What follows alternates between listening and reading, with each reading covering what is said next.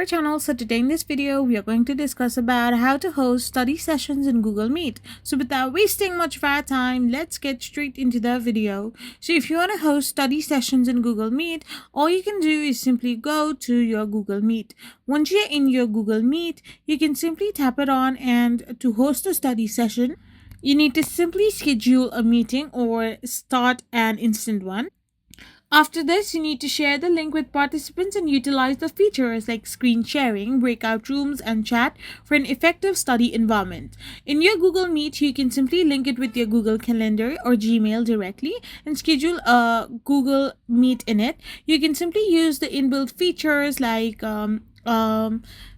screen share and breakout rooms to facilitate your group discussions. You can share your study materials there, manage your participants, use the host controls, and set a clear agenda.